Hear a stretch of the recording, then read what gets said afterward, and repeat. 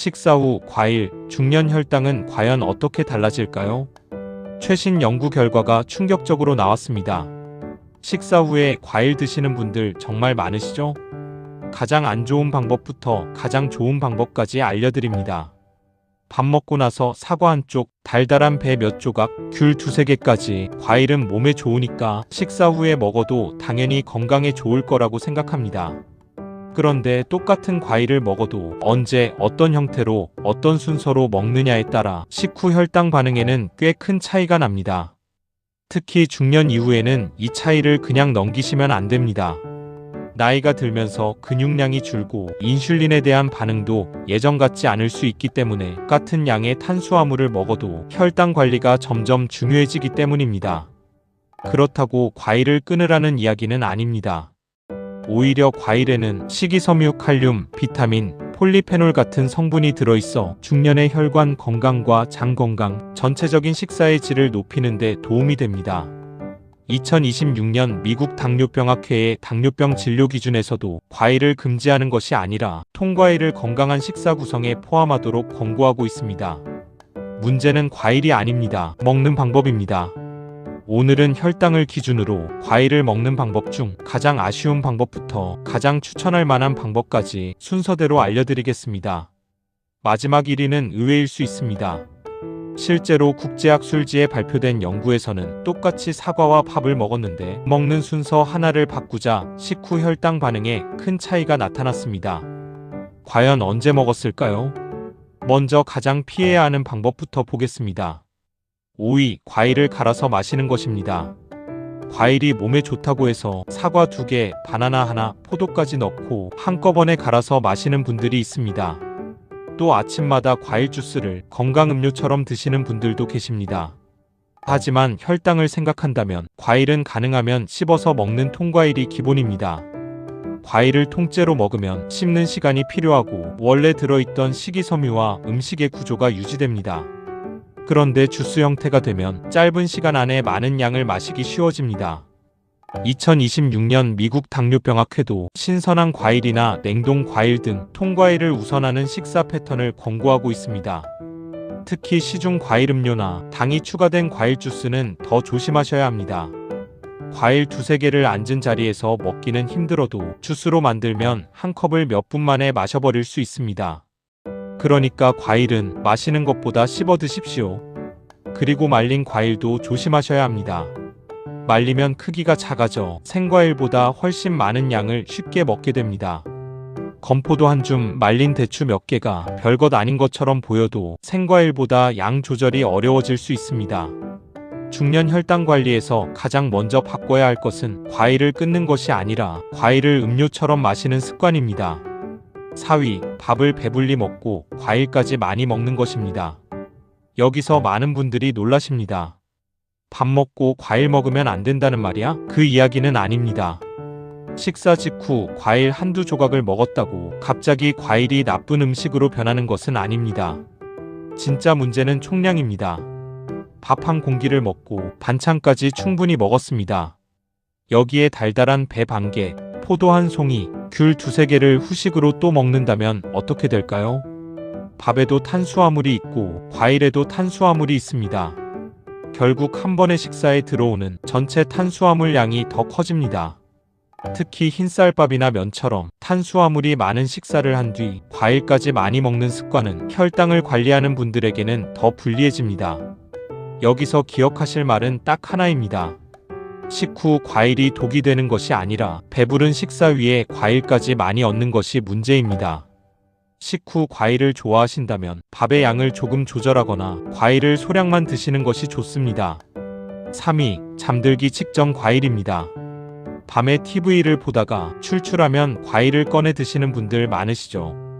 과자보다는 과일이 낫잖아. 맞습니다. 과자나 케이크 대신 통과일을 조금 먹는다면 무조건 나쁘다고 할 수는 없습니다.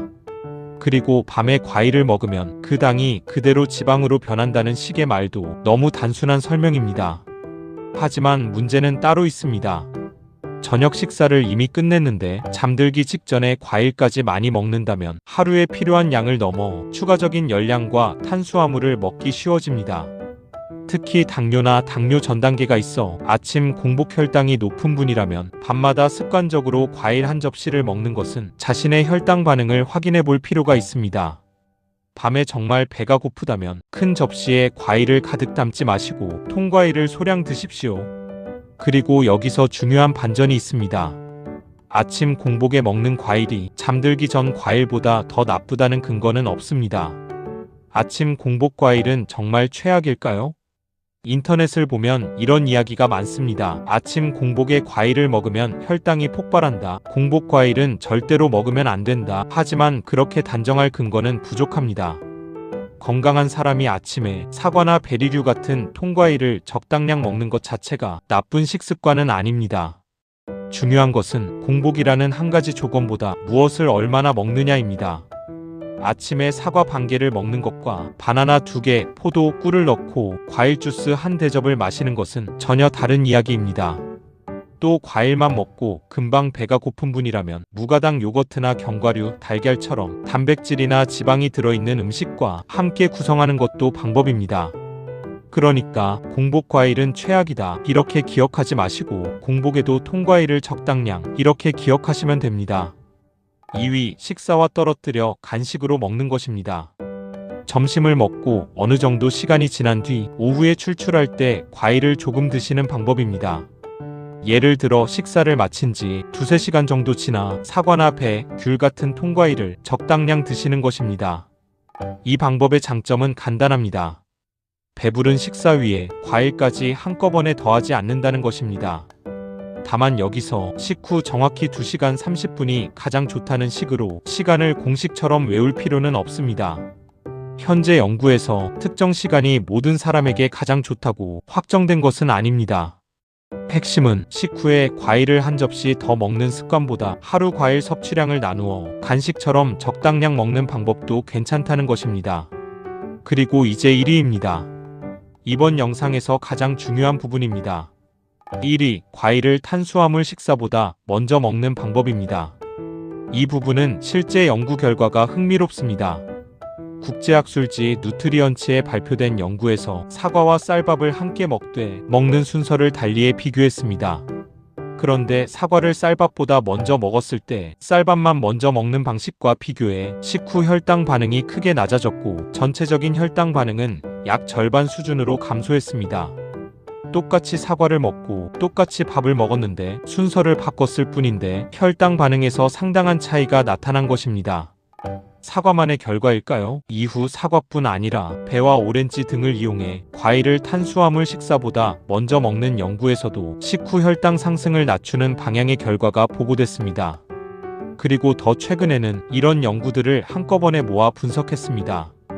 2026년 클리니컬 뉴트리션 리서치에 발표된 체계적 문헌고찰에서는 탄수화물을 먼저 먹는 것보다 과일이나 채소, 단백질 등을 먼저 먹고 탄수화물을 뒤에 먹는 식사 순서가 급격한 식후 혈당 상승을 줄이는 경향을 보인다고 정리했습니다. 그래서 혈당 때문에 과일을 무조건 끊으려고 하셨다면 생각을 조금 바꿔보셔도 좋습니다. 예를 들어 사과 몇 조각을 먼저 먹고 그 다음 반찬과 식사를 하는 식으로 순서를 바꿔보는 것입니다. 다만 여기서 한 가지는 정확히 말씀드려야 합니다. 사과 연구에서 나타난 혈당 반응이 절반 수준이라는 결과를 모든 사람이 모든 과일을 모든 식사 전에 먹으면 혈당이 절반으로 떨어진다는 뜻으로 받아들이시면 안 됩니다. 연구 조건에서 나타난 결과입니다. 하지만 최근 연구들이 공통적으로 보여주는 방향은 분명 흥미롭습니다. 무엇을 먹느냐뿐만 아니라 어떤 순서로 먹느냐도 식후 혈당에 영향을 줄 수 있다는 것입니다. 그런데 이런 분들은 과일을 더 조심하셔야 합니다. 첫째, 당뇨나 당뇨 전 단계가 있는 분입니다.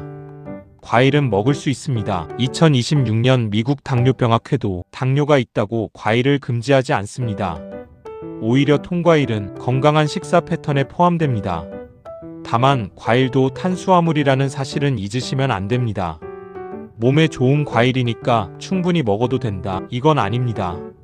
특히 포도나 아주 단 과일을 큰 접시로 먹거나 과일 주스를 한꺼번에 마시는 습관은 자신의 혈당을 보면서 양을 조절해야 합니다. 둘째, 신장 기능이 많이 떨어진 분입니다. 과일에는 칼륨이 많은 종류가 있습니다. 바나나, 오렌지, 키위, 멜론, 말린 과일 등은 칼륨 함량이 높은 편입니다. 미국 신장재단도 만성 콩팥병 환자의 칼륨 섭취량은 신장 기능과 혈중 칼륨 수치에 따라 달라진다고 설명합니다. 그렇다고 신장병이 있다고 모든 과일을 끊으라는 것은 아닙니다. 초기 신장질환에서는 혈중 칼륨이 높지 않다면 무조건 칼륨을 제한할 필요가 없는 경우도 있습니다. 따라서 신장 기능이 좋지 않은 분은 인터넷에서 이 과일이 신장에 좋다는 말만 믿고 매일 많은 양을 드시지 말고 자신의 혈액 검사 결과에 맞춰 드셔야 합니다. 셋째, 특정 약을 복용하는 분은 자몽을 확인하십시오. 자몽과 자몽 주스는 일부 약물의 분해와 흡수에 영향을 줄 수 있습니다. 미국 FDA는 콜레스테롤 약을 비롯한 여러 약물이 자몽과 상호작용할 수 있다고 안내합니다. 중년 이후에는 여러 약을 함께 복용하는 경우가 많기 때문에 자몽을 자주 드신다면 본인이 먹는 약과 상호작용이 있는지 약사나 의료진에게 한번 확인하시는 것이 좋습니다. 오늘 내용 정리하겠습니다. 과일은 중년이 끊어야 할 음식이 아닙니다. 오히려 잘 먹어야 하는 음식입니다. 하지만 혈당을 생각한다면 먹는 방법은 바꿔볼 만합니다. 가장 피하고 싶은 것은 과일을 주스처럼 많은 양으로 마시는 것, 그 다음은 밥을 배불리 먹고 과일까지 많이 먹는 것, 잠들기 직전에 습관적으로 많은 양을 먹는 것도 혈당을 관리하는 분이라면 조절하십시오. 식사와 떨어뜨려 통과일을 간식으로 소량 먹는 것은 괜찮습니다.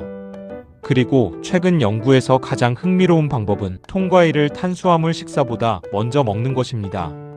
과일 하나 바꾼 것이 아닙니다. 먹는 순서를 바꿨을 뿐인데 식후 혈당 반응에 큰 차이가 나타났습니다. 오늘부터 과일을 후식이라고만 생각하지 마시고 식사의 순서를 한번 바꿔보십시오. 중년 건강은 무조건 안 먹는 것보다 같은 음식을 어떻게 먹느냐에서 차이가 시작될 수 있습니다.